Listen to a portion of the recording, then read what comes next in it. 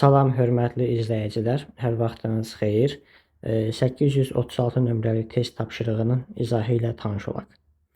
Hər gün bu formada testlər işləmək üçün Telegram və WhatsApp qruplarımıza, həmçinin Instagram səhifəmizə qoşula bilərsiniz. Qrafikdə 21 mart tarixində Şimal yarımkürəsində 5 fərqli məntəqədə şaquli cisimlərin kölgələrinin uzunluğu verilmişdir. Qrafikə əsasən doğru fikirləri müəyyən edin. Cismin uzunluğu 1 metrdir.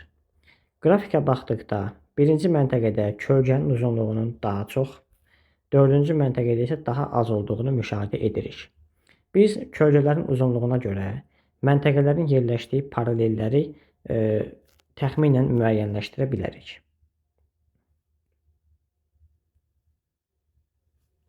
(21 Mart tarixində Günəş ekvator xətti üzərində zenit vəziyyətində olur. Bura olsun ekvator xətti. Ekvatora ən yaxın olan məntəqəyə Günəş şüaları daha böyük bucaqla düşəcək. Nəticədə bu məntəqədə cismin kölgəsi ən qısa olacaq. Yəni cismin kölgəsinin qısa olması üçün Günəş şüalarının böyük bucaqla düşməyi vacibdir. Deməli, ekvatora ən yaxın olan məntəqə, paralelləri çəkməyək, nömrələrini yazaq. Ən yaxın olan məntəqə 4-cü məntəqədir. Çünki burada kölgə daha qısadır.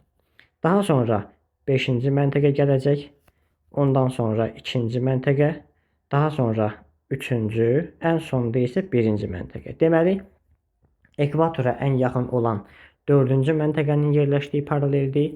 Ekvatordan ən uzaqda yerləşən isə 1-ci məntəqənin yerləşdiyi paralel olur. Sualı cavablandıraq. A variantı 4 və 5-ci məntəqələr eyni paralelin üzərində yerləşir. 4 və 5-ci məntəqələr gördüyünüz kimi bir-birinə yaxın olsalar da eyni paralelin üzərində yerləşmirlər. Ona görə A variantı yanlışdır. Əgər eyni paralel üzərində olsalar, onlarda kölgə uzunluqları bərabərləşərdi. B variantına baxaq. 3-cü məntəqənin yerləşdiyi paralel üzərində yerin öz oxu ətrafında fırlanma sürəti 4-cü məntəqədən yüksəkdir. Baxırıq ki, 3-cü məntəqə 4-ə nisbətən ekvatordan uzaqda yerləşir. Və biz bilirik ki, ekvatordan qütblərə doğru getdikcə yerin öz oxu ətrafında fırlanma sürəti azalır. O səbəbdən 3-cü məntəqənin yerləşdiyi paralelin sürəti 4-cü məntəqənin yerləşdiyi paralelin sürətindən yüksək yox, az olar. Ona görə B variantı da yanlışdır. C variantı 1-ci məntəqədə dayanan müşahidəsi Günəşi kiçik, qütb ulduzunu böyük bucaqla görür. Baxırıq ki, 1-ci məntəqə qütbə ən yaxın olandır. Qütbə yaxınlaşdıqca qütb ulduzunu daha böyük bucaqla görürük. Çünki qütb ulduzu şimal qütb sahəsi üzərində zenit vəziyyətindədir. Yəni, şimal qütbünə qütb ulduzu 90 dərəcə bucaqla düşür. Günəşdən isə 21 mart tarixində uzaqda olduğu üçün əlbəttə ki, Günəşi də kiçik bucaqla görər. Sualın doğru cavabı C variantıdır. Digər variantları da təhlil edək.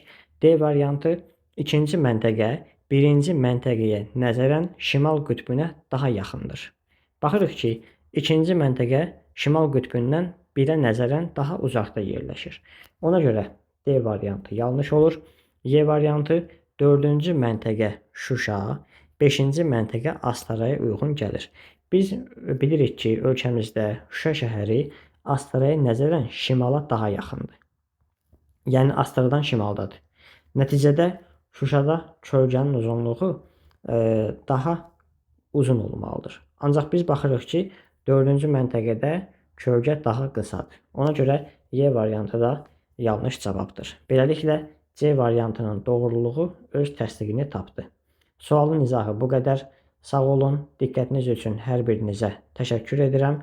Növbəti dərslərimizdə görüşənədək.